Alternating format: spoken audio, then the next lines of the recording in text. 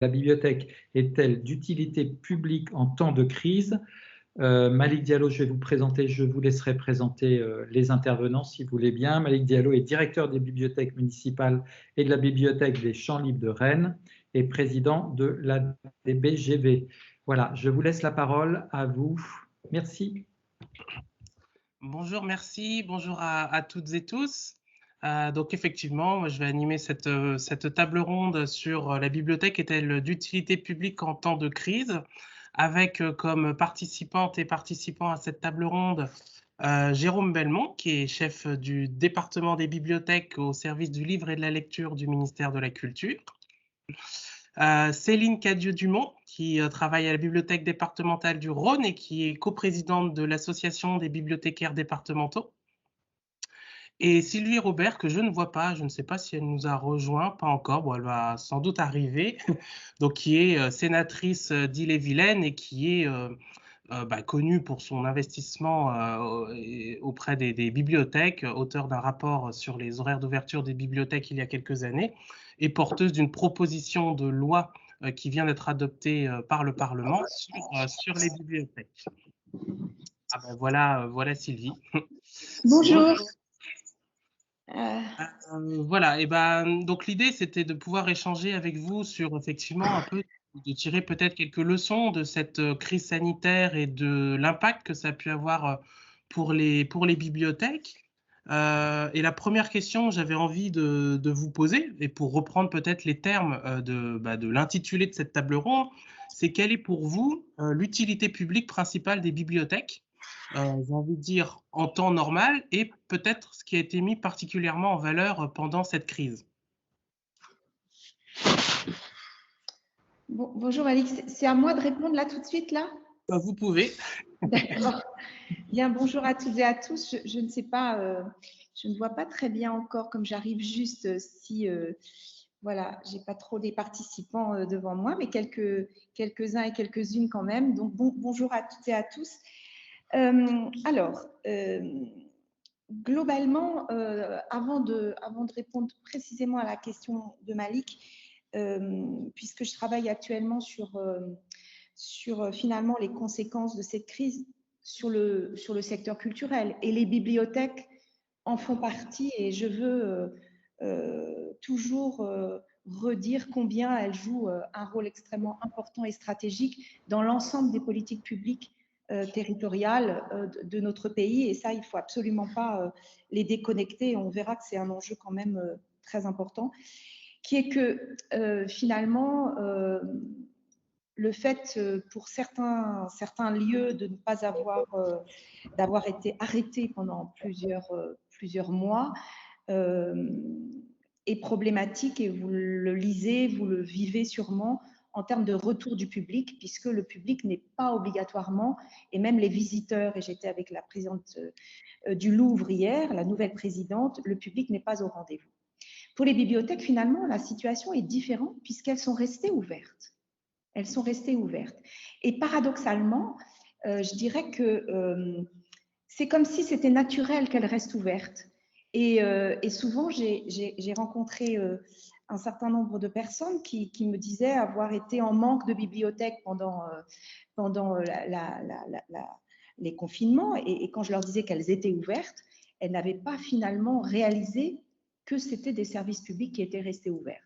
Parce que le débat s'est focalisé aussi, souvenez-vous, autour de la question de essentiel, service essentiel ou pas essentiel.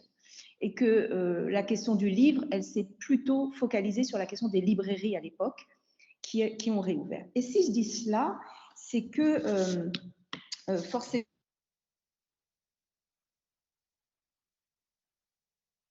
Ah, on a perdu Sylvie.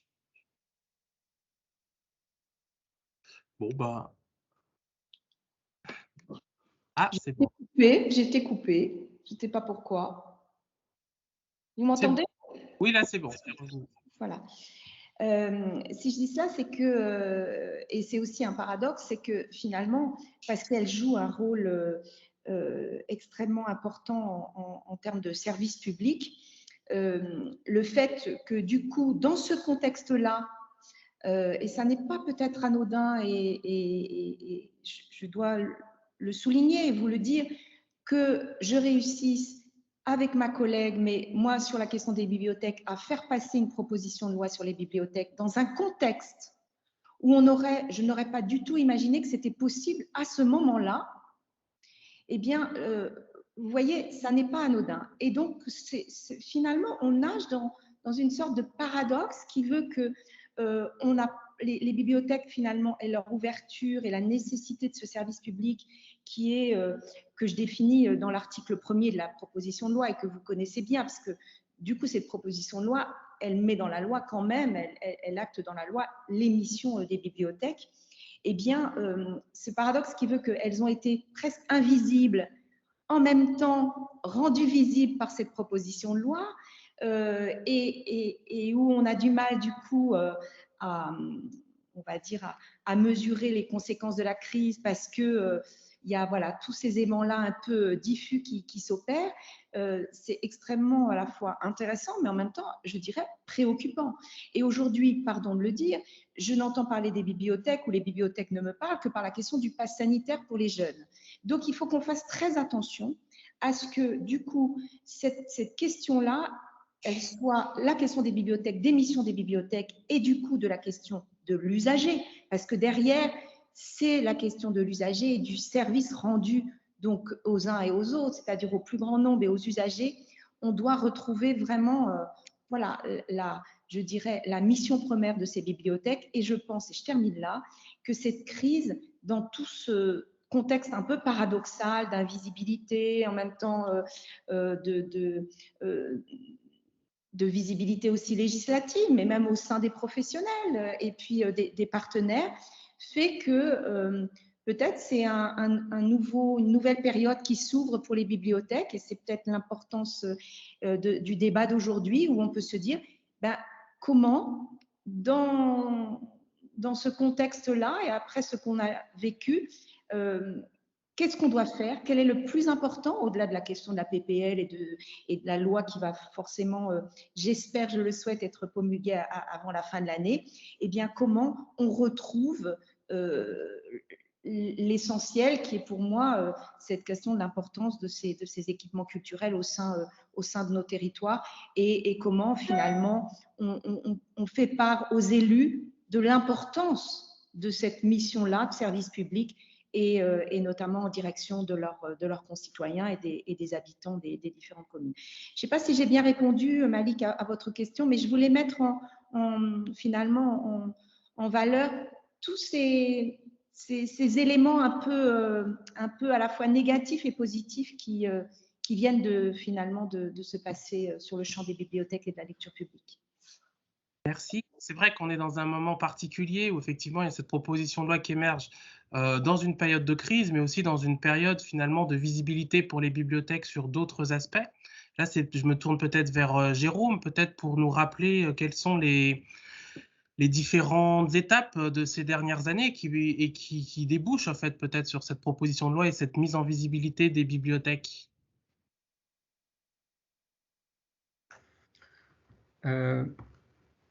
Je crois quand même qu'il y a la crise, elle est là depuis 2020, elle est ponctuelle, on l'espère tous, à un moment, il va falloir le passer, on espère qu'on va en sortir de cette crise sanitaire. Il se passe plus globalement quand même dans un moment bibliothèque.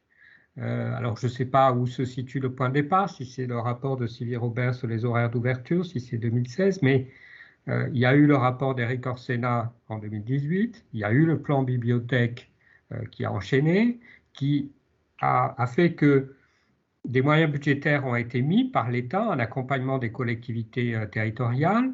Alors tout ne se réduit pas à l'argent, mais sur la période 2018-2020, il y a eu 37 millions de mesures nouvelles qui ont été cumulées, qui ont été mises, et sur la période 2021-2022, alors certes avec le plan de relance qui s'achèvera en 2022, il y a 40 millions. Donc entre le début, si vous voulez, entre 2018 et 2022, il y a 80 millions de plus par an du côté de l'État pour aider les collectivités pour leur bibliothèque. Et les collectivités sont actives, sont historiquement très actives, hein.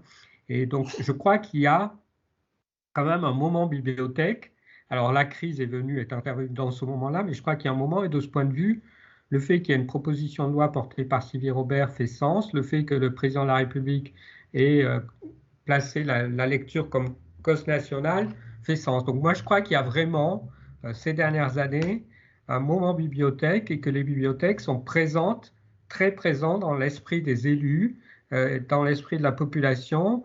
Voilà, les horaires sont augmentés, les collections progressent, les constructions de maillage du territoire est important et se poursuit. Donc, fondamentalement, je suis plutôt optimiste, même si en ce moment même, nous sommes confrontés à une difficulté, mais si on replace ça sur un temps un peu plus long, je crois vraiment que cette proposition de loi, elle s'inscrit dans cette prise de conscience de l'utilité des bibliothèques. Et Sylvie Robert a raison, l'article 1 de sa proposition de loi, qui est soutenue par le ministère, dit clairement quelle est l'utilité des bibliothèques. Voilà.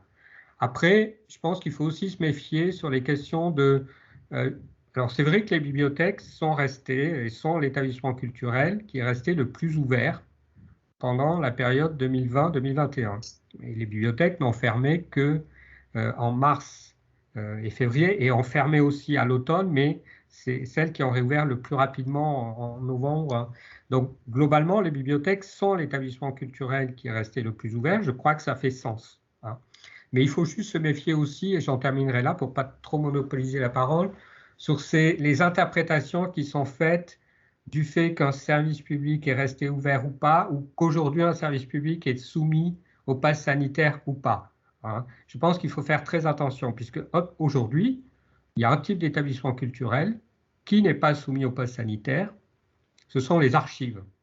Et je ne suis pas sûr qu'il faille interpréter cette mesure comme un rôle social plus important accordé aux archives par rapport aux bibliothèques, aux musées, aux salles de spectacle et autres. Donc je crois qu'il faut faire aussi attention par rapport à ces liens qui peuvent être faits entre certaines mesures réglementaires et l'importance sociale. Et j'aurais tendance à penser que le pass sanitaire s'impose aux bibliothèques comme au théâtre et aux musées parce que ce sont des établissements culturels qui reçoivent du public et parce que l'objectif recherché par le pouvoir, qui était certainement de pousser à la vaccination, faisait qu'il fallait toucher des établissements qui recevaient du public et qui pouvaient avoir un impact de ce point de vue.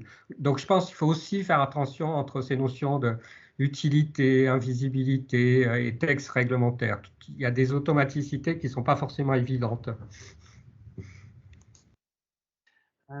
Sur la période qui vient de s'écouler, vous l'avez dit, il y a peut-être eu justement des meilleures appropriations des bibliothèques par des élus, par les collectivités. Est-ce que c'est quelque chose que vous observez, on va dire, dans le rapport au public? Et là, je me tourne peut-être vers Céline, d'un point de vue du rapport des usagers, enfin entre les bibliothèques et les usagers, entre les bibliothèques et les publics. Est-ce que vous voyez des choses qui ont nettement évolué, de nouvelles missions par rapport à ces publics qui seraient apparus suite à la crise sanitaire?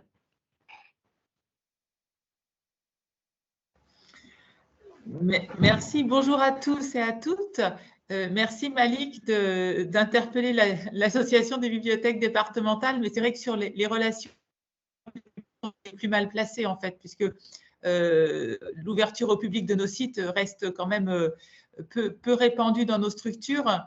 Ce dont je peux témoigner, c'est d'abord la place, la reconnaissance des bibliothèques départementales dans les réseaux de lecture publics départementaux. On a vu les bibliothèques, les petites structures des territoires ruraux notamment, s'adresser massivement à la bibliothèque départementale pour essayer de suivre l'évolution d'abord législative de l'année 2020 et puis les modalités de recevoir des préconisations de modalités de mise en œuvre.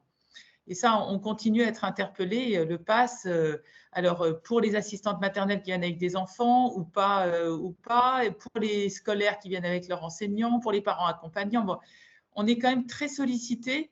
Et d'ailleurs, les associations sont derrière le site de Covid qui a cherché et qui cherche toujours à être le plus réactif pour suivre l'actualité et la partager.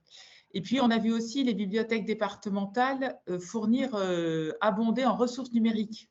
En effet, en mars-avril 2020, toutes les bibliothèques ont été fermées Et du coup, on s'est tous massivement tournés vers les ressources en ligne. Et on sait bien que sur les territoires, les ressources en ligne, compte tenu de leurs coûts, sont une dépense assurée par les structures départementales. Donc, il y a eu des efforts de fait par les collectivités. Demande. Il y a eu une évolution aussi des modalités d'inscription. Dans bon nombre de départements, les ressources étaient accessibles uniquement aux personnes inscrites dans les bibliothèques, dans les lieux physiques. Et puis, à l'occasion du confinement, les bibliothèques étant fermées, on a tous validé des inscriptions de lecteurs qui n'étaient pas inscrits dans des points de lecture, dans des bibliothèques, en les encourageant ensuite à se rendre dans leur bibliothèque communale. Voilà, donc le rapport aux usagers, nos usagers, que sont les bibliothèques des réseaux, c'est une relation qui s'est renforcée.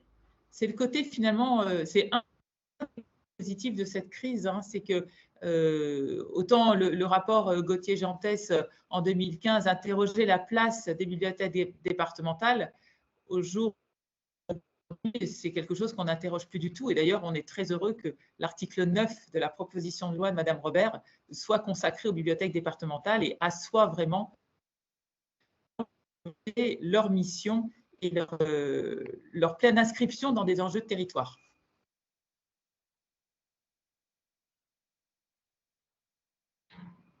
Est-ce que justement, il y a des exemples de services que vous avez observés dans les bibliothèques départementales qui sont maintenus, on va dire, à l'issue de la crise et qui ont été expérimentés pendant la crise? Je sais que dans les bibliothèques municipales, il y a pas mal de choses qui ont pu être maintenues en termes de, on parlait d'inscription en ligne ou de modalités de service de prêt, de click and collect. Est-ce qu'il y a des choses comme ça que vous observez qui vont être peut-être plus pérennes à l'issue de la crise? Oui, tout à fait. C'est vrai que le drive, hein, le click and collect, pour que les bibliothèques puissent venir récupérer sur les sites des bibliothèques départementales les documents réservés, puissent récupérer les réservations et rapporter en retour les documents attendus par d'autres. Ça a été un service mis au point l'année dernière et qui est largement maintenu, puisque finalement, il correspond à une diversification de notre offre de services. Il y a aussi les liaisons peut-être plus denses, plus avec les réseaux. Alors, je vous partage de façon un peu anecdotique l'exemple du Rhône, mais quand on a vu le deuxième confinement au mois de novembre, pour vraiment maintenir le lien qui avait été construit, les modalités avaient été construites de façon un peu empirique lors du confinement de mars-avril.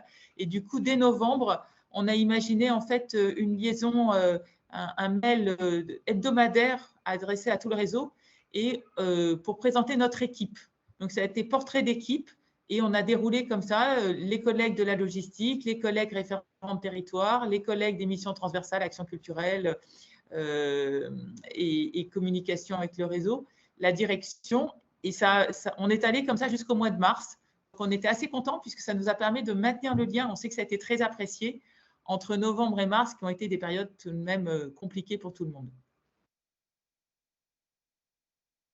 Jérôme, vous souhaitiez intervenir?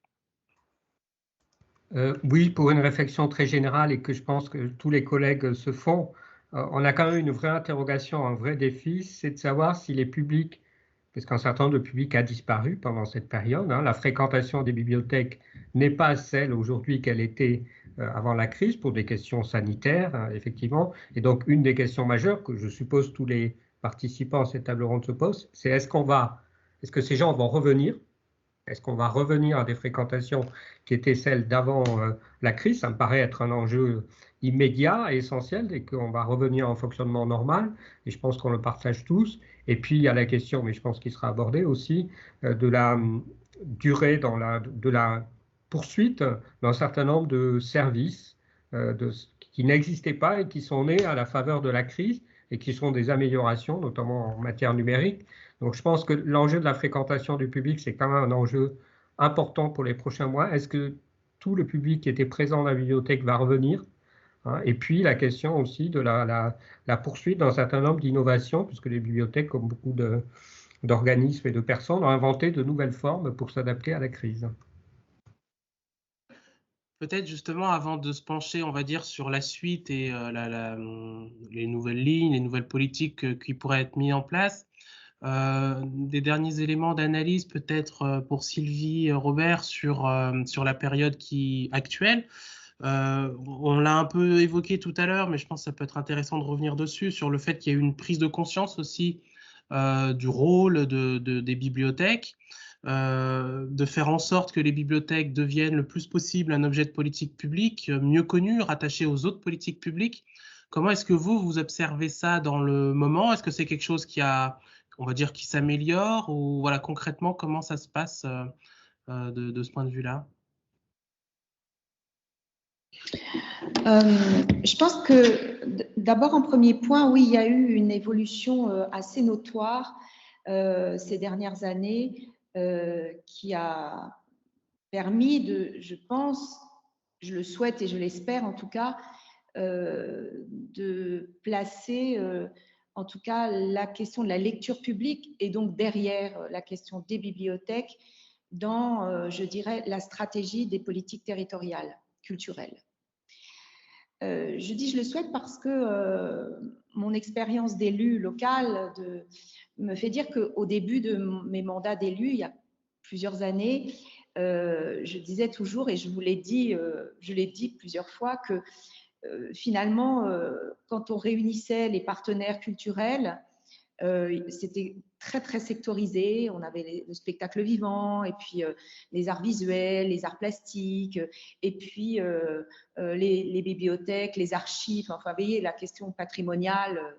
Aujourd'hui, ces enjeux sectoriels ont complètement, et je l'espère, explosé. Et on voit bien qu'on est plutôt dans des stratégies de développement de la culture qui, d'abord, je dirais qu'au sein même de l'univers des artistes et des acteurs, ils travaillent ensemble. Les arts visuels travaillent avec le spectacle vivant, avec même les bibliothèques. Enfin voilà, il y a une porosité et une transversalité aujourd'hui des acteurs et des artistes et du coup des projets qui émergent, qui font qu'à un moment, la question des politiques publiques à l'échelle territoriale, elle ne doit plus se faire en silo.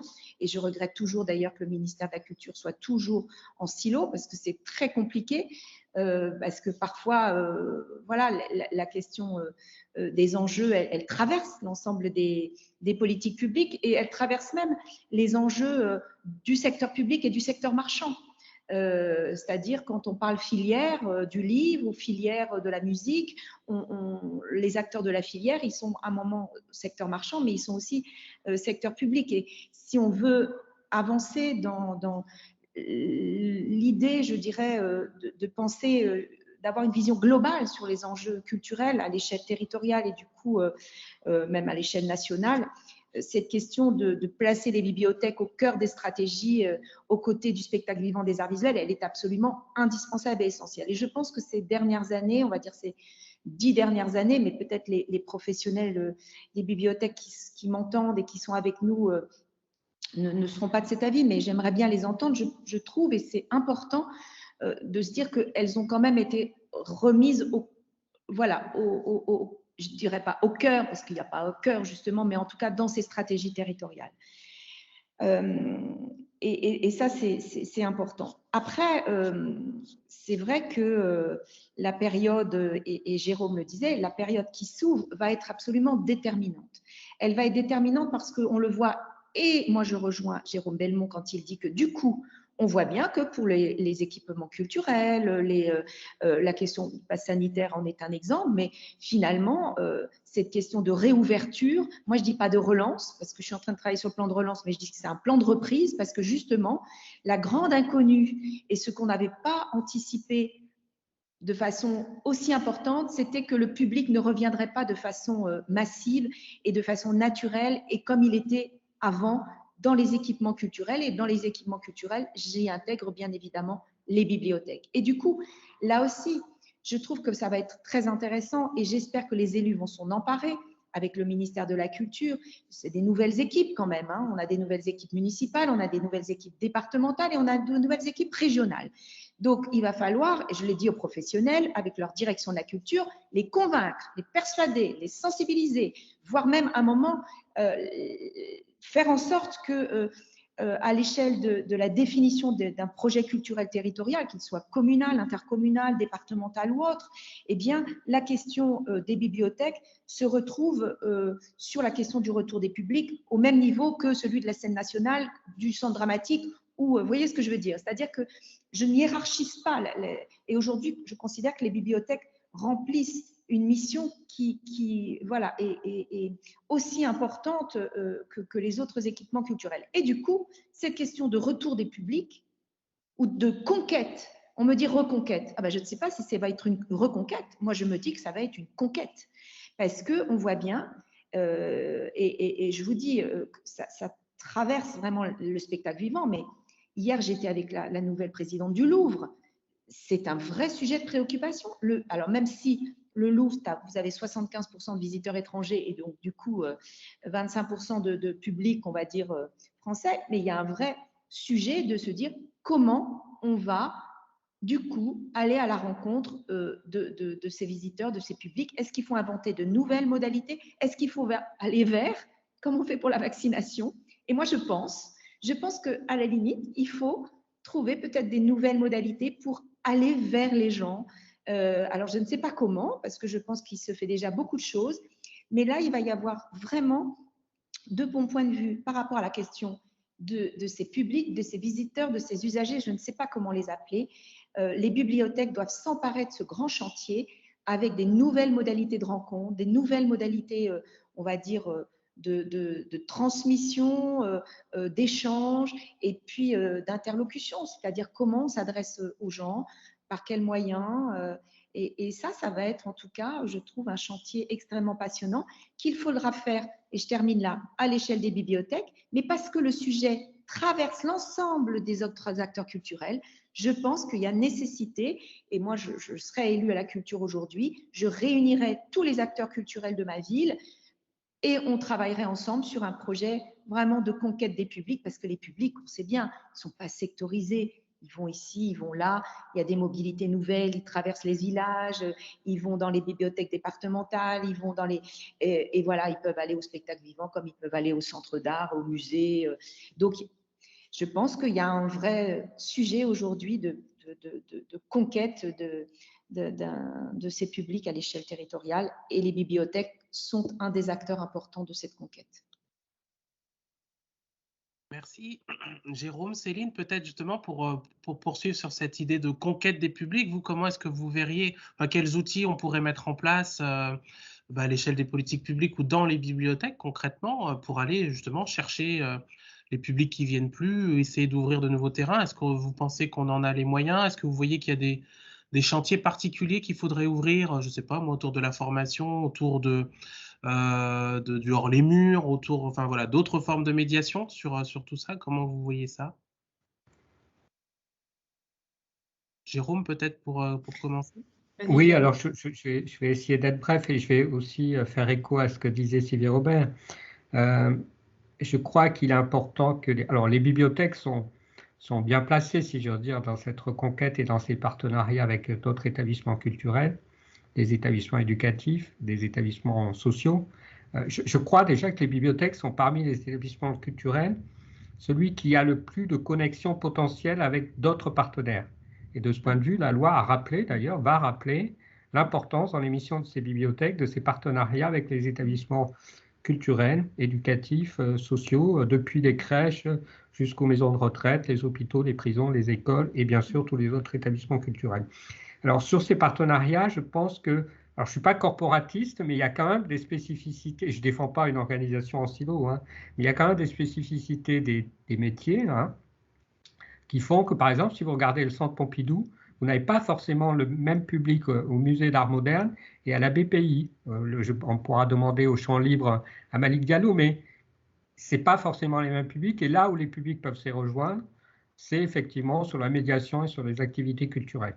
Je pense que ça, c'est un point commun à l'essentiel des établissements culturels. Donc, me semble-t-il que sur les partenariats, en tout cas avec les établissements culturels, le développement de la médiation et des actions culturelles, qui est à l'œuvre depuis plusieurs années dans les bibliothèques, j'enfonce des portes ouvertes, mais l'excuse auprès des professionnels, va être encore plus important dans le métier et que cette question de la médiation et d'activités culturelles en partenariat avec d'autres établissements culturels est effectivement très importante. Je crois que le deuxième axe, et ça a été dit par Sylvie Robert, je partage tout à fait son analyse, c'est aller vers, c'est-à-dire sortir de nos murs et aller vers les publics. Si j'étais provocateur, je dirais, je ne pense pas complètement ce que je vais dire, mais je le pense un peu, je préviens, peut-être que la construction de bibliothèques et le développement de bâtiments de bibliothèques est un frein, a été un frein, parce que derrière une institutionnalisation de la bibliothèque, a été un frein pour conquérir de nouveaux publics. Alors je sais que mon propos se veut provocateur, mais on peut s'interroger sur le fait que l'institutionnalisation de bibliothèques liée à la multiplication de bâtiments n'a pas freiné un mouvement qui consistait à aller vers les populations là où elles sont et pas attendre qu'elles viennent dans la bibliothèque. Et je pense que cette question qui n'est pas nouvelle, du hors les murs, elle redevient centrale et on voit bien que je ne suis pas un défenseur des bibliobus en tant que tel, mais d'une certaine manière, on a peut-être encore besoin et peut-être encore plus besoin de trouver des moyens d'aller à la rencontre des gens là où ils sont, sans attendre qu'ils viennent dans les bibliothèques, parce qu'ils ne viendront pas dans les bibliothèques. J'ai des doutes sur la capacité, on a fait des études, on pourrait rediscuter de ça, mais il y a quand même un plafond de verre maintenant qui fait que je crains qu'on ait atteint le maximum du public qui viennent à la bibliothèque. Donc, il va falloir aussi continuer, c'est fait par les bibliothèques, je le sais très bien, et ce n'est pas une critique, mais je pense que ce hors les murs reste encore plus central dans les années à venir.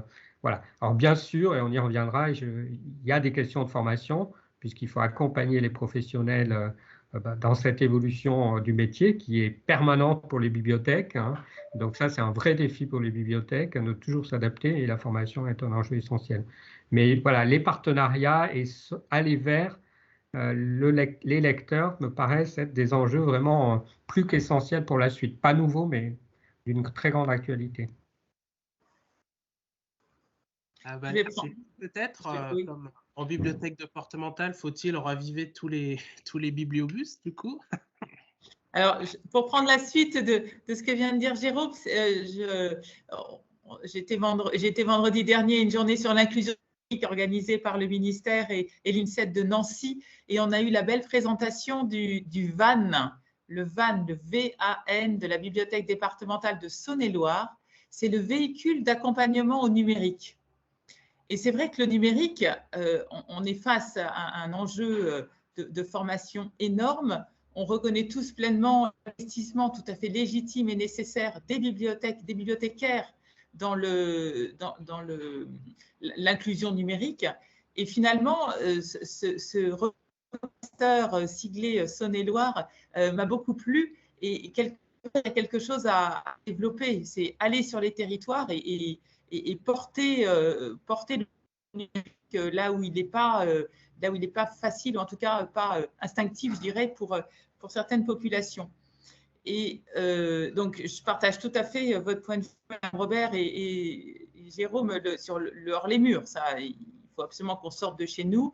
Il y a sans doute quelque chose à inventer. Pourquoi pas un lieu hybride entre librairie et bibliothèque, parce que autant la baisse de fréquentation des bibliothèques, ça est affirmé et bien noté, autant les librairies n'ont pas connu cette même baisse de fréquentation. En tout cas, là, le public est revenu en librairie depuis quelques semaines, depuis l'été, ce qui n'est pas encore le cas dans les bibliothèques.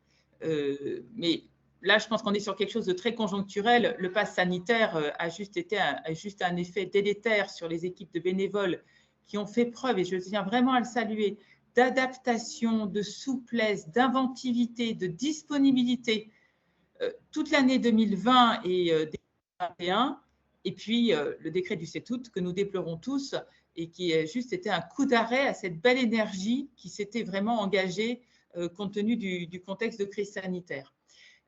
Mais on est d'accord, ça ne va pas durer, c'est transitoire, et on a tous confiance, on voit tous le ciel bleu qui est au-delà du nuage.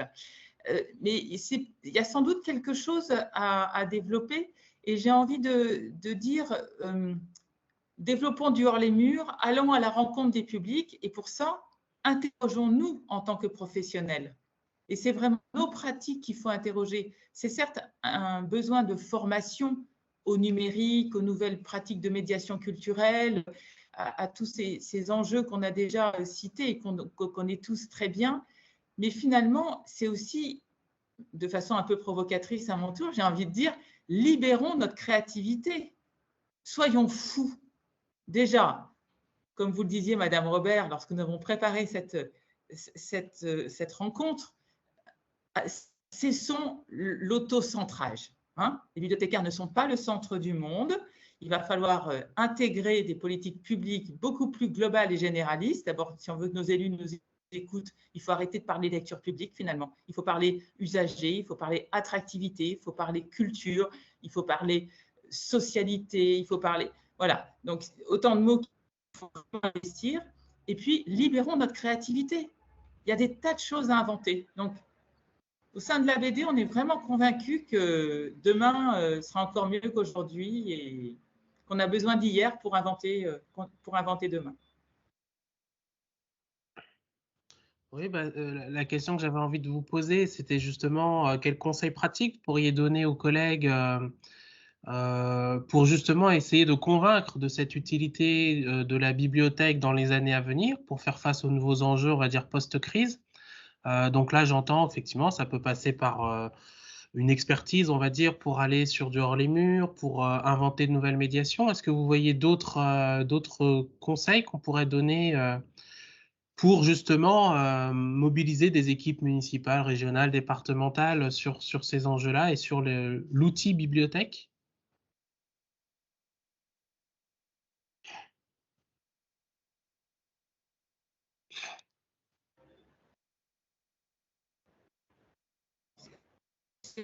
Ça reste, Malik, ou… Non, Madame Robert, je pense que vous avez des orientations à nous donner. Bah non, pas particulièrement. Moi, je fais confiance. Non, mais je fais confiance aux professionnels. Voilà, je pense que là où je vous rejoins, c'est que il faut ouvrir. Ouvrir, ça veut dire, mais je pense que ça se fait déjà, mais ouvrir, voilà, peut-être à des dimensions un peu différentes que simplement la question de la lecture publique. On peut imaginer plein de choses. La bibliothèque, finalement, Jérôme Belmont le disait, c'est à la fois un lieu et un espace. Donc, c'est un lieu qui est extrêmement important parce que maintenant on sait ce qui s'y passe, mais c'est aussi un espace et ce sont des espaces. Et ces espaces-là, ils peuvent aussi être, je dirais, utilisés par d'autres. Et si on commence à un moment, voilà, travailler sur de façon partenariale avec d'autres équipements d'une ville ou d'un département pour en faire, alors pas tout le temps bien sûr, mais des programmations croisées, des ouvertures partagées. Voilà, je pense qu'il faut vraiment, en tout cas, expérimenter. Je crois que c'est une période où on peut tenter des expérimentations et voir si ces expérimentations, elles répondent voilà, à cette question de reconquête ou conquête des publics d'avant peut-être, mais surtout des nouveaux. C'est aussi important de se dire que… Et il y a quand même une dimension un peu nouvelle. Quand nous, on parle là, c'est que avant, moi, on parlait tout le temps de collection, de désherbage, de politique documentaire, etc. Aujourd'hui, on parle finalement pas plus que, parce que c'est le cœur de mission, mais aujourd'hui, les bibliothèques se tournent vers l'extérieur, ouvrent et on parle des publics, etc.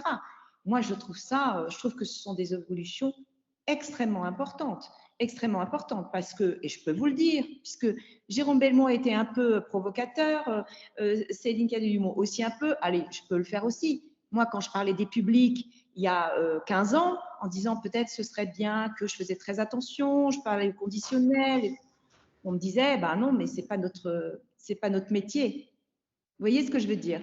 Et donc là, il y a une question d'évolution, de formation, de contexte, d'environnement, en plus renforcée par cette question de la crise pandémique et de ces nouvelles, voilà, de ces nouvelles, je dirais, potentialités qui s'ouvrent. Et moi, je propose aux bibliothécaires de s'en emparer. Et les élus seront de toute façon aussi extrêmement sensibles à en tout cas, ces expériences ou ces expérimentations. Et ça, c'est vraiment, je trouve, un tournant extrêmement intéressant et important. Il s'est vraisemblablement passé à un autre moment, le tournant. Il y a peut-être, mais moi, je ne suis pas suffisamment, il y a peut-être plusieurs années. Mais là, vraiment, il faut le prendre, quoi. Il faut le prendre. Oui, je pense, pour compléter ce que disaient Sylvie Robert et Céline Cadieux, et j'attends avec impatience les discussions aussi pour avoir le retour de la salle virtuelle, si j'ose dire. Les bibliothèques ont réussi le passage de collections centrées sur le livre à des collections accueillant du son, de l'image, du jeu, donc passage de bibliothèque à médiathèque. Maintenant, on a mis l'accent sur le service et sur le public. Alors, les collections sont centrales, hein. Sans collection, il n'y a pas de bibliothèque, on est bien d'accord là-dessus, et le travail sur les collections est important, mais maintenant, je pense qu'on a tous compris que les services on va revenir aussi à l'association du public. Les services sont importants, donc il faut vraiment maintenant que les bibliothèques, elles le font déjà. C'est un mouvement d'ampleur qui se fait dans la durée, elles le font déjà, élargissent leurs services dans le cadre de partenariats, en accueillant des associations, et notamment au milieu rural. On a des exemples récents de bibliothèques qui sont tout à fait remarquables, qui sont ce qu'on peut appeler un tiers-lieu, ce qu'on pouvait appeler dans les années 60 des maisons des jeunes et de la culture, qui accueillent du cinéma, qui accueillent des associations, qui font, dont les services dépassent très largement les collections, et je pense que c'est dans ce sens-là. Alors ça peut inquiéter les professionnels parce que c'est un élargissement qu'on peut considérer comme sans fin, mais je pense qu'il ne faut pas avoir peur de ce point de vue, et je pense que les bibliothèques sont vraiment bien placées pour, dans le cadre de partenariats, et elles ne le feront pas seules, hein, on ne demande pas aux professionnels des bibliothèques de tout faire, ils ne peuvent pas tout faire, c'est impossible, mais il faut s'associer, il faut accueillir dans les équipes des bibliothèques des personnels qui ont des profils différents vers l'animation et autres, et ça se fait bien sûr déjà. Donc je pense que l'extension des activités culturelle et pas seulement éducative avec d'autres partenaires, l'extension des services et des missions des bibliothèques, au-delà de la communication de connaissances et d'informations qui sont à la base de leur mission, est un enjeu qui reste vraiment prégnant. Et ça a été dit par Sylvie Robert, le deuxième enjeu est de faire participer aussi nos concitoyens au fonctionnement des bibliothèques. Alors je sais que cette question est sensible à juste titre, hein, et je pense que de ce point de vue, la loi que porte Sylvie Robert et que soutient le ministère pourra apporter un point important pour rassurer les bibliothécaires sur un enjeu qui est important, qui est la politique documentaire, hein, qui est un vrai enjeu en termes de démocratie, et donc il est très important de défendre le pluralisme des collections et de défendre les bibliothèques comme toute forme de pression idéologique d'un groupe social ou autre, ou contre toute forme de censure. Mais la loi dit bien, et c'est important qu'elle l'écrive, que désormais, ce sont les bibliothèques qui font leur politique documentaire, ce sont les bibliothécaires, hein.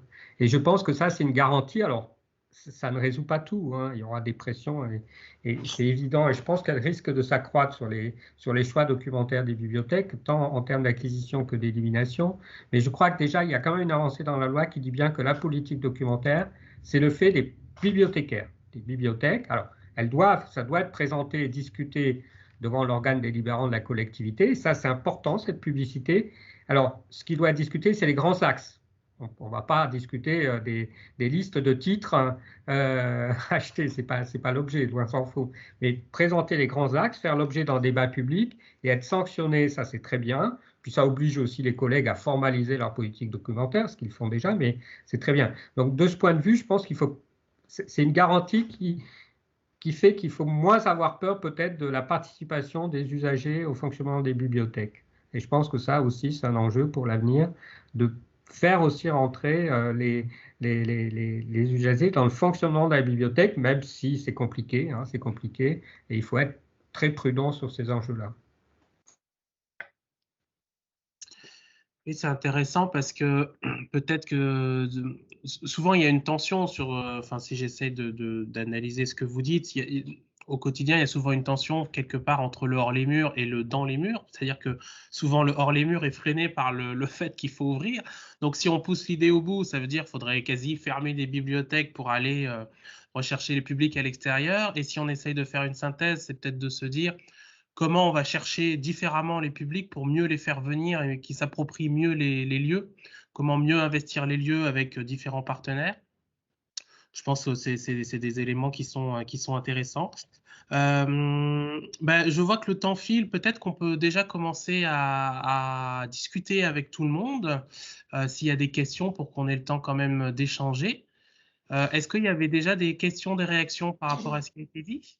Oui, il y a beaucoup de réactions dans le chat, en tous les cas. Il y en avait une déjà dès le début sur le fait qu'effectivement, le bibliothécaire, dans son positionnement, était un peu déchiré entre cette proposition de loi très forte qui réaffirme l'accès à la culture et en même temps le pass sanitaire qui, pour certains, bloque l'accès et notamment des adolescents, des 12-17 ans qui, eux, ont vraiment déjà qu'on a du mal à aller chercher pour les accompagner à la bibliothèque tant qu'il y avait quelque chose. Donc, si la personne veut intervenir, elle le peut aussi directement. Moi, je veux bien vous faire les remarques qui ressortent de l'ensemble.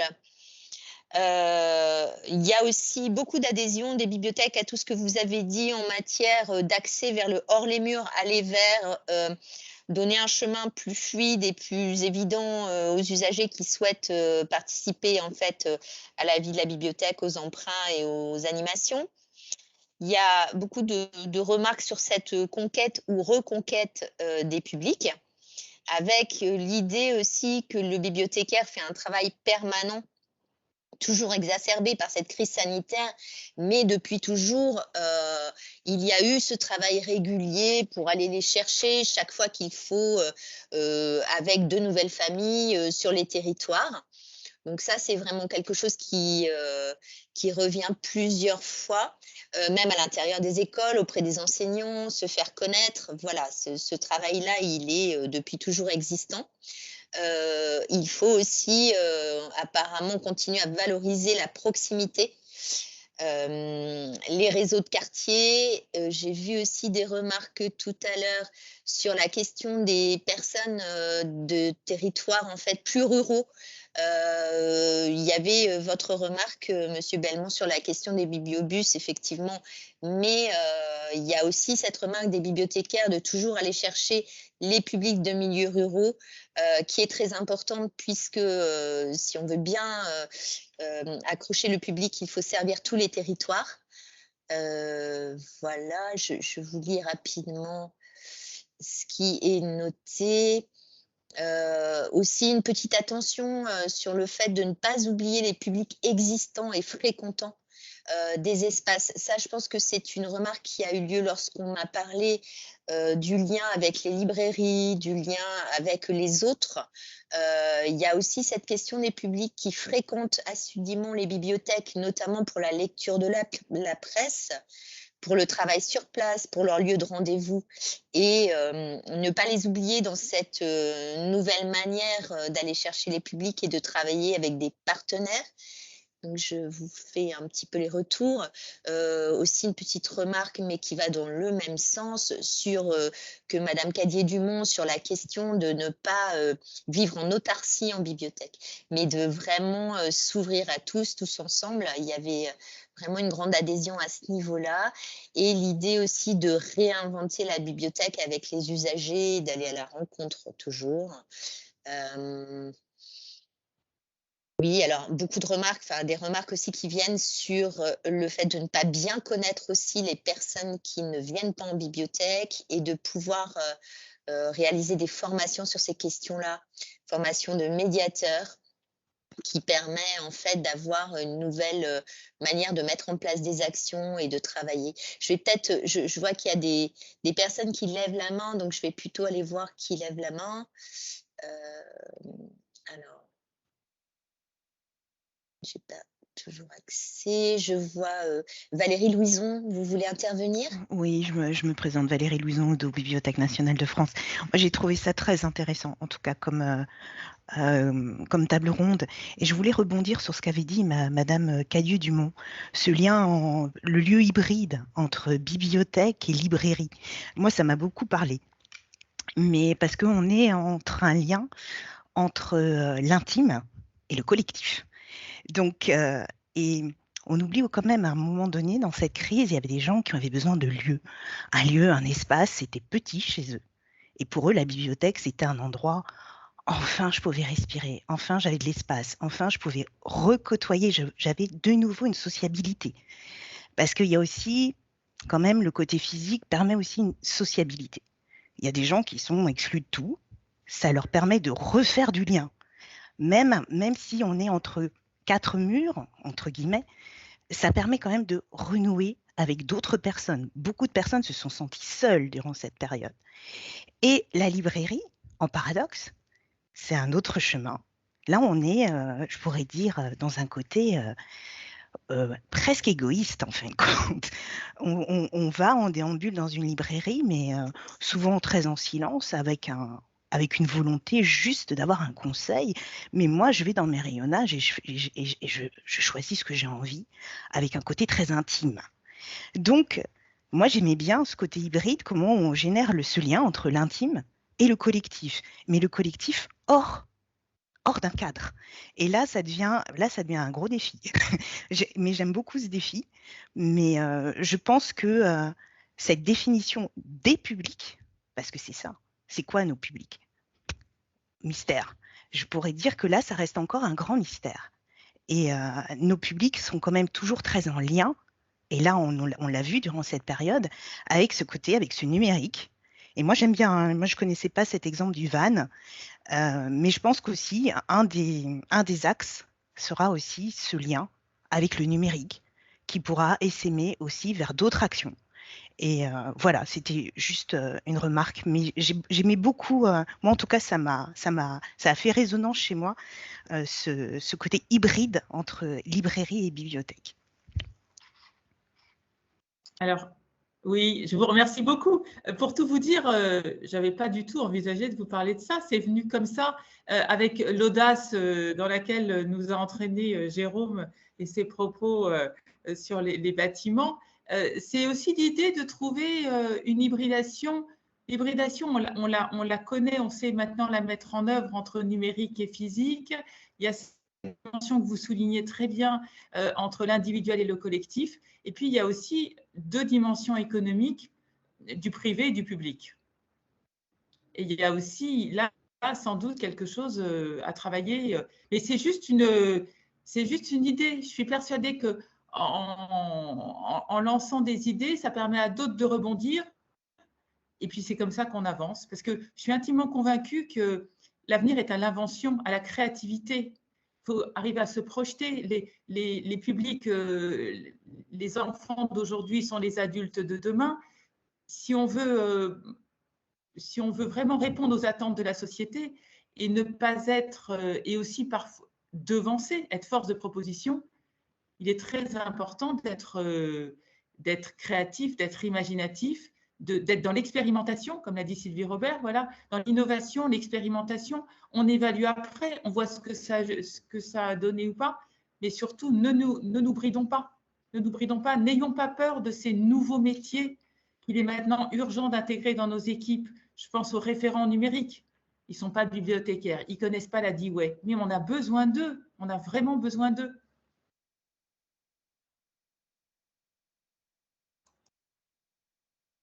N'hésitez pas à engager le débat, lever la main pour participer ou revenir aussi sur les éléments qui ont été dits tout à l'heure.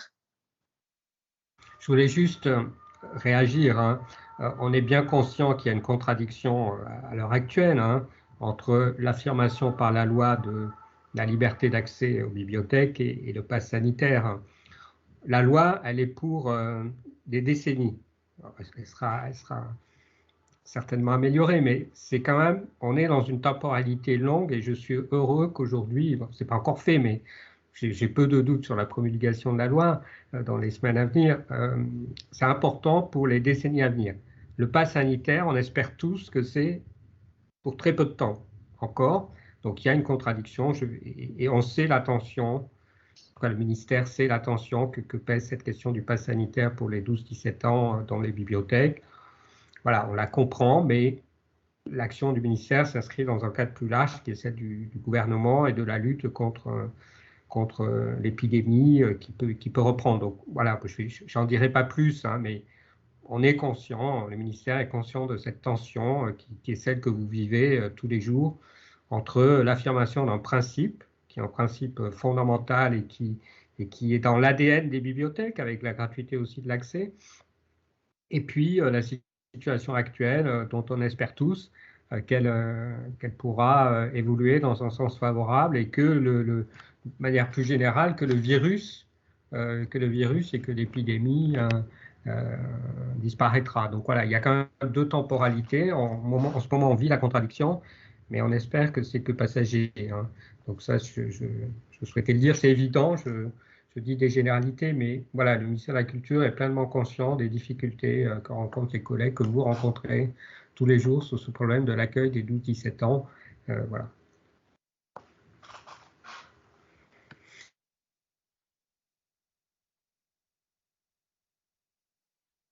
Est-ce qu'il y a d'autres questions ou remarques? Une petite remarque de Nathalie Mologlou. C'est ce que nous appelons les tiers-lieux, la notion de bibliothèque troisième lieu. Les espaces se redéfinissent et se réinventent avec de nouveaux partenaires. Donc effectivement, on a cru que pendant cette crise sanitaire, la difficulté était de maintenir un niveau de troisième lieu dans des établissements qui étaient vraiment privés de tout l'aspect convivial et de vie. Donc je ne sais pas, c'est peut-être une remarque pour aller plus loin aussi dans cette réflexion-là et se dire que le moment est un peu complexe pour assumer et affirmer le rôle de la bibliothèque en tant que troisième lieu. Alors, si je puis me permettre, moi je suis plutôt optimiste, hein, c'est-à-dire qu'effectivement en ce moment, ce n'est pas un moment favorable aux bibliothèques tiers-lieux et notre collègue de Dunkerque, malheureusement, le vit quotidiennement. Mais j'ai bon espoir que lorsqu'on revienne dans des configurations sanitaires normales, les gens reviennent en bibliothèque et Valérie Luison disait, c'est vrai, que les lieux c'est important pour la sociabilité, pour rencontrer des gens. Et donc ça, je partage tout à fait, je pense qu'on partage tous l'importance des bibliothèques dont l'accès est libre et gratuit pour que des gens se rencontrent et que c'est déjà un rôle important, ce lieu de sociabilité dans les lieux. Donc moi j'ai toute confiance sur le fait que après la crise sanitaire, on reviendra sur on reviendra à ces grands espaces de convivialité. J'ai aucun doute là-dessus. Hein, donc voilà, de ce point de vue, il n'y a pas de difficulté, me semble-t-il. Je suis plutôt optimiste. Hein. Je crois qu'on est sur une tendance lourde où les bibliothèques doivent continuer à offrir des espaces où il n'y a pas de collection, mais où il peut y avoir des poufs, des canapés, des toboggans, des jeux vidéo, et encore d'autres choses. Hein. Place à l'imagination. Donc, moi, je suis plutôt confiant sur le fait que il y a un petit arrêt provisoire, mais là-dessus, c'est une tendance lourde. On le voit bien dans l'équipement des bibliothèques.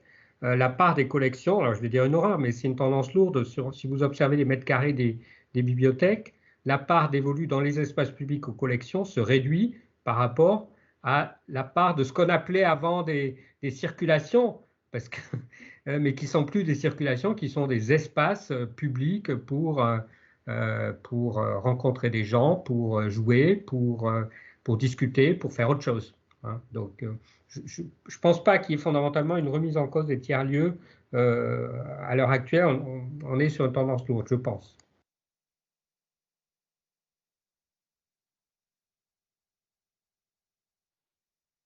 Donc, on avait des petites remarques aussi sur effectivement ces difficultés à vivre la bibliothèque aujourd'hui dans le contexte. Donc, je ne sais pas si Laura, qui a mis son commentaire, veut intervenir pour expliquer. Je vois, qu'il y a une main levée. Du coup, on va regarder. Donc non. Si, Nicolas peut-être, Nicolas Huard, si tu veux, tu peux prendre la parole.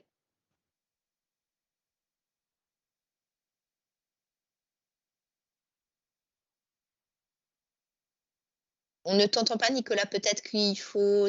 Non, il y a un problème.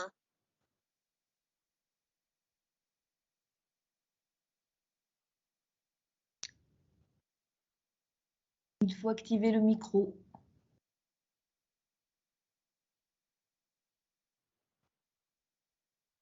Oui, bonjour, vous m'entendez? Oui, simplement, c'est à vous écouter. Enfin voilà, je rejoins un peu toutes les remarques qui ont été faites sur évidemment sur la réalité des bibliothèques, ce qu'on peut pratiquer au quotidien, ce qu'on peut observer, ce qu'on peut écouter. Oui, les bibliothèques aujourd'hui, c'est un lieu passionnant d'ouverture, un lieu de tous les services possibles. Et je me disais, enfin voilà, la journée est bien faite, mais ça fait aussi le lien avec peut-être ce qui va être débattu cet après-midi sur la question de pouvoir le faire savoir, le communiquer, non seulement auprès des publics, parce qu'il y a une multitude de publics qui ne connaissent pas la réalité de ce que sont aujourd'hui les bibliothèques et qui sont encore sur peut-être des idées reçues complètement datées, et puis qui plus est encore, oui, auprès des décideurs d'aujourd'hui, que sont tous les élus, pour accompagner ces lieux, transformer les lieux. Euh, donc, je pense qu'il y a vraiment un aller-retour entre le projet des bibliothèques aujourd'hui et sa transformation à venir à la faveur de la crise, et puis également la question de le faire savoir. Je voudrais, c'est de nouveau Valérie Louison-Odo, je voudrais rebondir sur ce que vient de dire Monsieur Huard et ce qu'avait dit aussi de nouveau Madame Cadieux-Dumont. Oui, accompagner ces lieux, accompagner ces transformations, mais aussi accompagner la transformation des professionnels. C'est aussi une transformation aussi profonde des métiers. Et là, ça va très très très vite. Et je pense que ça n'a pas été exprimé ainsi. Je vais oser le dire, mais je pense qu'il y a une peur profonde de la part de nombreux collègues. Adaptabilité constante, le numérique, c'est pas forcément aussi pour nos usagers, c'est aussi pour nous-mêmes. Donc déjà, je pense qu'il y a aussi une transfo, ce qu'on appelle les transfos RH aussi, pour nos collègues, aussi comment moi, en tant que bibliothécaire lambda, je peux m'approprier aussi tout cet écosystème numérique qui ne cesse de se transformer en permanence. Alors, quand on est geek, ça va, mais quand on ne l'est pas, c'est autre chose. Et là, je pense qu'il y a aussi un travail d'accompagnement. Et j'aime beaucoup ce mot d'accompagnement, parce que pour qu'il y ait créativité, pour qu'il y ait innovation, c'est de l'accompagnement permanent. Et ça, je pense que maintenant aussi, il y a une écoute, en tout cas une attention à porter aussi à ça, pour rassurer les collègues pour aborder ce chemin. Je pense qu'il ne faudra jamais oublier à côté la notion de formation. Oui, on part de, on fait, et c'est normal, je pense qu'on est d'accord, le bibliothécaire a cette volonté de toute façon de servir, donc il va s'adapter en permanence. Mais jusqu'à un moment donné, on se dit, mais est-ce que j'ai vraiment les outils, moi, pour le faire? Est-ce que moi, je suis à niveau pour le faire? Et sans culpabiliser, hein, c'est pas grave, hein, on apprend tous les jours, mais faut-il le faire? Donc voilà, je veux dire que l'apprentissage, c'est pas seulement pour nos publics, mais c'est aussi pour nous. Voilà, je pense qu'il faut aussi ne pas l'oublier. Ça doit rentrer en ligne de compte avec ce nouveau défi. Voilà pour ma remarque. Oui, surtout que ça vient après quand même 2 ans de crise et d'adaptation permanente. Donc c'est vrai que ça vient en plus dans un contexte particulier. Oui, puis si je peux me permettre, oui, d'ajouter aussi les interrogations des bibliothécaires qui, du fait de leur, à la fois de leurs compétences, de leurs connaissances, s'interrogent, posent vraiment le sens presque déontologique de cette société dans laquelle on est.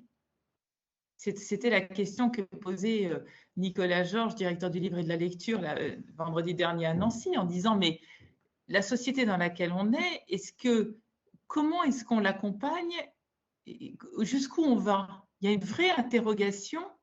Il y a une vraie interrogation de la part des bibliothécaires de se reconnaître dans notre société actuelle aussi. Et c'est une façon aussi d'insister pour moi sur comme vous le disiez très bien, Valérie Louison, là, sur la nécessité d'accompagnement. Et ça, c'est plutôt à votre attention, Madame Robert, il y a presque une crise des professionnels, alors très mal menée là depuis quelques semaines, mais au-delà du fait de la société et qui en plus s'est silhouettée de façon encore plus présente à l'occasion de ces 2 ans de crise sanitaire presque, il y a une vraie interrogation d'identité professionnelle et de valeur, de place, de sens. Alors, vous me direz, je suis peut-être très influencée par mon quotidien en bibliothèque départementale. Bibliothèque départementale, on est quelque part un peu des ovnis. On a un immobilisme, on est des équipes caractérisées par très peu de mobilité. On est en lecture publique avec tous les avantages et tout ce que ça représente comme intérêt, sans en avoir les contraintes. Donc forcément, une fois qu'on est dans une bibliothèque départementale, on y reste. Et on a affaire à des gens qui ont fait toute leur carrière en bibliothèque départementale, donc qui affichent 40 ans de carrière. Il faut bien prendre conscience que pour ces gens-là, là, en 2021, octobre 2021, par rapport à ce qu'ils ont connu quand ils ont commencé en 1981 pour certains, c'est juste à des années-lumière, les deux sont à des années-lumière.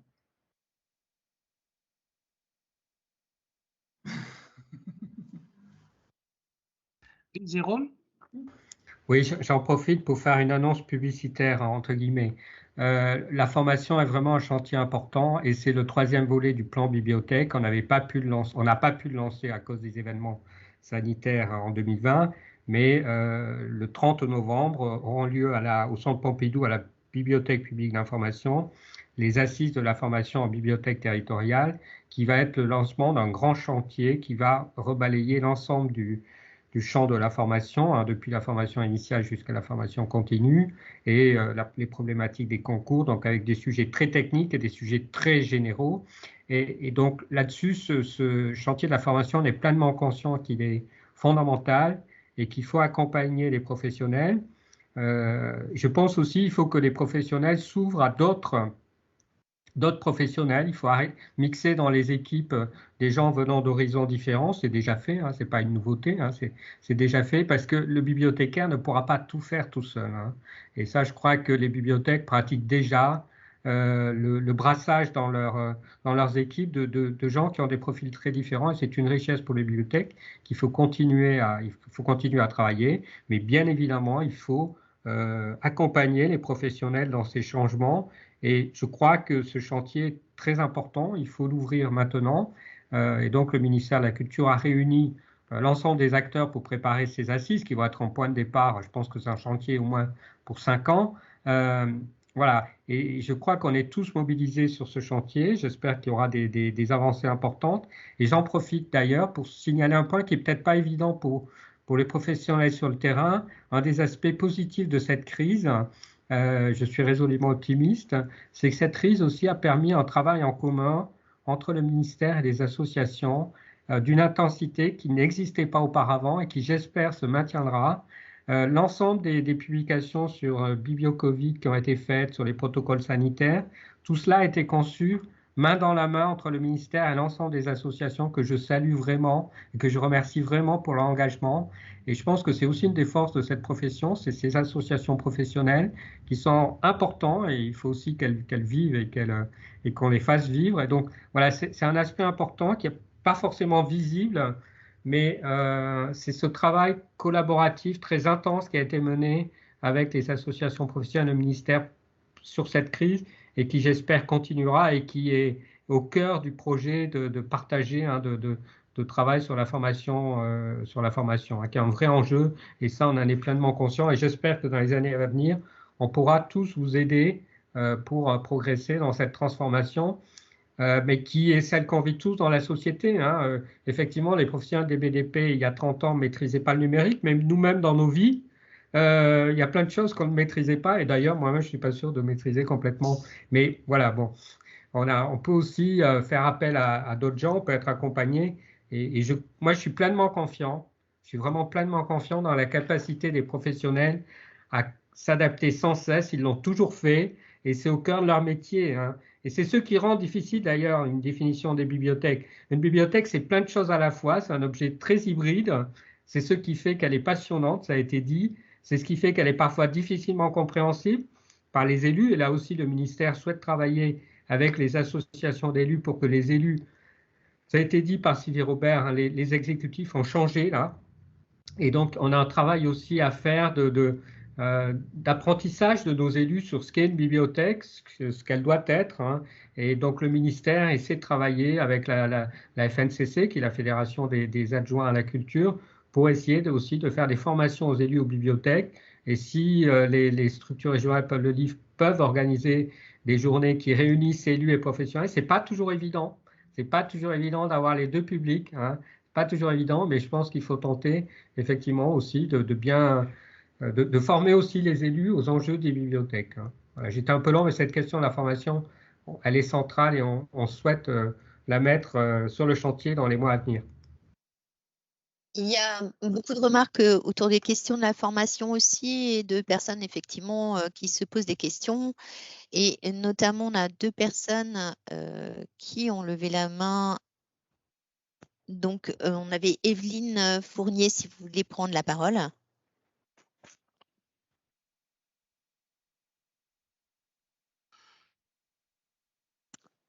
Si ça ne marche pas, on va... Allez-y. Vous m'entendez? Oui, très bien. Oui, bonjour. En fait, je voulais rebondir sur l'intervention de Madame Cadier concernant le fait que nous devons être très vigilants. Enfin, nous sommes, nous les bibliothécaires, très vigilants sur l'évolution sociétale. Et moi, je suis complètement d'accord avec ça. C'est-à-dire qu'en fait, nos équipements, d'autant plus aujourd'hui que nous sommes quand même beaucoup de bibliothèques, médiathèques, troisième lieu, je pense qu'on est vraiment un révélateur quelque part de l'évolution sociétale. Et c'est pourquoi cette question de formation est essentielle. Et moi, je suis ravie de l'intervention de M. Belmonde, hein, parce qu'on voit qu'il y a vraiment une attention accrue sur ce besoin de formation. Et au-delà de la formation, je pense qu'il faut aussi qu'on s'approprie cette dynamique aussi d'échange de compétences entre professionnels. Je pense qu'il y a énormément de compétences qui ne sont pas, entre guillemets, exploitées dans les équipes. Et je pense qu'il faut vraiment les repérer et les valoriser, comme on dit, et les mettre au service des collègues, des autres collègues, mais aussi des usagers. Ça, c'est très, très important. Et une dernière chose, je pense que nos équipements, nos médiathèques, bibliothèques aujourd'hui sont vraiment, il faut que nous, les bibliothécaires, on soit vraiment conscients de ça. Ça, c'est un peu un enjeu de communication, si je puis dire. Mais nous sommes vraiment, je pense que M. Belmont le confirmera, on est vraiment les équipements au sein d'une collectivité qui avons un aura très, très grand, hein, puisqu'on accueille vraiment tous les publics. Et il faut qu'on valorise aussi cet aspect-là. Merci. On va peut-être donner la parole à M. Fabien Bioré. Vous aviez levé la main. Oui, bonjour.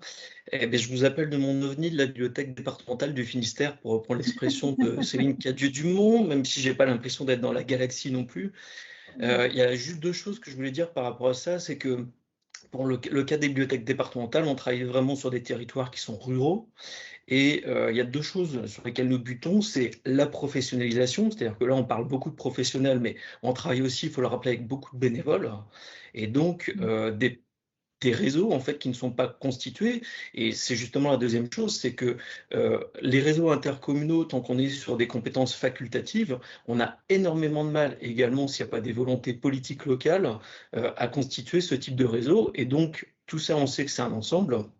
Ça favorise des constructions, mais des équipements qui sont certes, on va dire, troisième lieu, qui sont très accueillants, mais qui vont être ouverts. Et autrement, on se retrouve dans des situations, ce qu'on appelle dans notre jargon des coquilles vides, avec des très beaux bâtiments, mais qui sont ouverts que 4 heures par semaine au minimum. Et ça, c'est assez contre-productif, et c'est même de l'argent public qui est vraiment gaspillé. Et voilà, c'est sur ça qu'il faut vraiment qu'on avance un peu partout. On ne peut pas mettre des professionnels dans toutes les communes, il est évident. Mais ne serait-ce que d'avoir suivre les recommandations du ministère et d'avoir un emploi temps plein pour des communes de 2000 habitants, il y a encore beaucoup de chemin à faire. Je vous remercie. Il y a un élément qui réapparaît et dont vous avez déjà débattu, mais qui semble essentiel pour les participants, c'est évidemment la formation des élus. Je sais qu'en bibliothèque départementale, effectivement, cette formation est souvent présente, mais c'est un élément qui ressort aussi et comme une question centrale du débat de ce matin. Est-ce qu'il y a d'autres questions? Est-ce que... Allez-y, Monsieur Belmont. Je suis très bavard, donc je serai bref. Juste pour donner du baume au cœur aux collègues, mais je pense qu'ils n'en ont pas besoin parce qu'ils sont très dynamiques et je pense qu'on est tous conscients de faire un métier passionnant hein, au cœur de la société, de ces enjeux. Sur les élus, je pense qu'il y a effectivement besoin de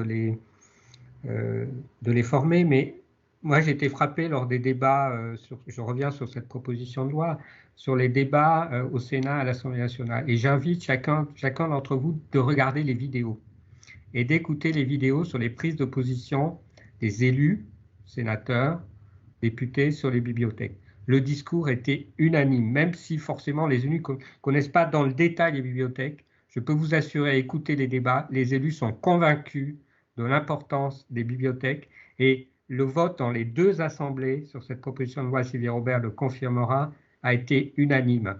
Donc, si vous voulez démarrer la journée, alors c'est pas là, on est en milieu de journée, mais sur un bon pied, prenez le temps d'écouter les débats au Sénat, à l'Assemblée nationale sur les bibliothèques, vous en sortirez revigoré et prêt à aller de l'avant pour affronter toutes les difficultés qu'on a évoquées, qui sont réelles. Et le collègue de la Bibliothèque du Finistère a tout à fait raison, la question des bénévoles est centrale. Et c'est bien de faire des bâtiments, mais il faut aussi des professionnels derrière pour les faire tourner. Sinon, effectivement, c'est du gâchis de l'argent public. Je partage tout à fait cette analyse. Mais voilà, écoutez les prises de position des députés, des sénateurs, et vous verrez l'unanimité. Voilà. Il ne s'agit pas de s'auto-congratuler et de dire que tout va bien dans le meilleur des mondes. On vit une période difficile, on en est conscient, qui j'espère va s'achever comme vous tous très rapidement. Mais quand même, je trouve qu'il y a un travail qui est fait formidable dans les bibliothèques, qui doit être poursuivi. Mais voilà, écoutez les députés, les sénateurs se prononcer sur les bibliothèques. Tout le monde vous remercie. Déjà, tout le monde remercie Fabien Bioré pour avoir remis en perspective les très petites médiathèques, parce que je crois que là aussi, on a souvent tendance à oublier ces réseaux. Et puis, tout le monde dit que tout le monde a besoin de baume au cœur. Alors, ça c'est très bienvenu de parler de ces questions-là. Donc, peut-être, Madame Robert, vous vouliez aussi à nouveau intervenir. On va vous laisser la parole. Oui, merci beaucoup, madame. Et je vais devoir vous quitter parce que moi, j'enchaîne là sur autre chose. Et d'abord, vous remercier hein, de cet échange et vous dire que Jérôme Belmont le disait, ça n'est pas anodin quand même qu'on passe des textes à l'unanimité des deux chambres.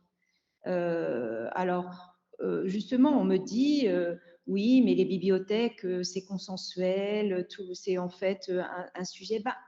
Oui et non, c'est-à-dire que justement, c'est pas si consensuel que ça, mais il y a une dimension symbolique et politique très forte qui veut que, oui, la bibliothèque fait partie je dirais, du quotidien de chacune et chacun. Et quand je rencontre des maires, alors c'est vrai qu'au Sénat, en tant que chambre des collectivités territoriales, on est peut-être plus attentif, mais les députés dans les débats ont été vraiment sur la même tonalité, c'est-à-dire que les maires me parlent de leur bibliothèque. C'est souvent, vous savez, la pierre angulaire d'une politique culturelle dans un territoire.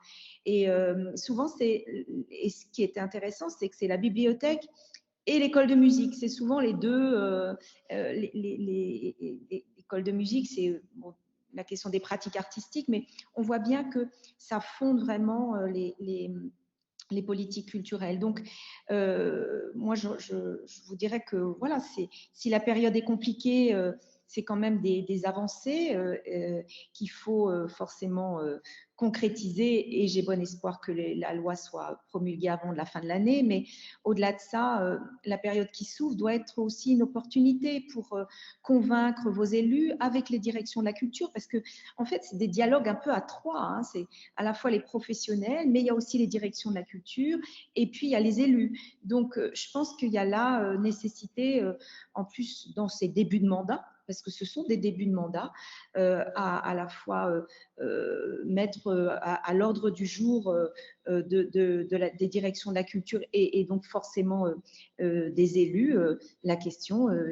des bibliothèques, et puis avec des visites, avec des échanges. Enfin, ce sont voilà, peut-être une période s'ouvre qui va amener d'autres opportunités. Moi, je dirais qu'il faudra qu'au niveau législatif, on continue à travailler, parce que voilà, forcément, c'est un texte qui va se développer dans le temps, mais il y a d'autres étapes à passer. Mais en tout cas, je trouve que, et avec votre soutien, et je dirais le soutien du ministère de la Culture, et je remercie Jérôme Belmont encore, parce que ça a été très important, et la ministre en tout cas est aussi tout à fait allante pour pouvoir faire en sorte que cette question du livre et de la lecture avance. Donc, il y a une conjonction voilà, favorable des planètes. Donc, saisissez-la, faites des propositions, travaillons, et moi, je suis à votre disposition pour aussi vous accompagner. Je peux vous dire alors, que je suis très, très sollicitée. Et donc ça, c'est quand même peut-être aussi pour aller présenter ce texte, pour aller parler à des élus. J'ai l'AMF, j'ai la RMF, j'ai enfin, déjà les associations, et puis des collectivités. J'ai Montpellier. Alors moi, je ne vais pas pouvoir aller partout, hein, mais en même temps, ça montre quand même qu'il y a un intérêt. Et je pense que c'est en tout cas, même si la période est un peu compliquée conjoncturellement avec les problématiques que vous soulevez, c'est vrai, eh bien, essayons en tout cas de structurer dans le temps cette nouvelle période, et je crois que ce sera en tout cas dans la continuité de ces années. Il va y avoir la loi de finances, on va reparler bibliothèque, enfin j'espère, je le souhaite, mais on va aussi stabiliser la DGD, on va tout ça, et on le dira. Voilà, je crois que c'est important, et soyons optimistes, et en tout cas merci à tous et à toutes de votre engagement à tous les niveaux des territoires. Et vous avez raison, Monsieur Dieu, la bibliothèque du Finistère, je suis pas loin à Rennes, mais enfin vous êtes vraiment au Far West, donc moi je suis quand même un peu plus à l'est, mais on est breton, et je trouve que voilà, la Bretagne est une région où la question des bibliothèques est très importante, mais voilà, il y a d'autres régions aussi.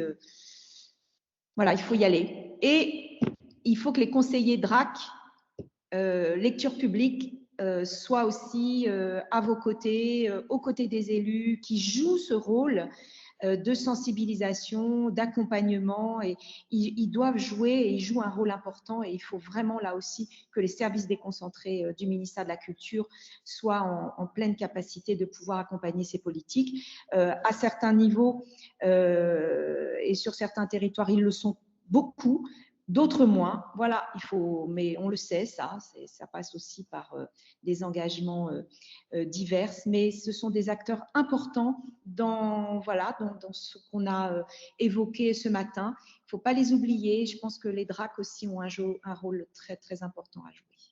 Merci beaucoup, je vous laisse, et bon courage, et à très vite en tout cas. Je souhaite et je l'espère. Merci. Merci à vous. Merci, Madame Robert. Merci beaucoup. Merci à tout le monde. Merci Malik pour la modération de cette table ronde. Merci à tous les intervenants.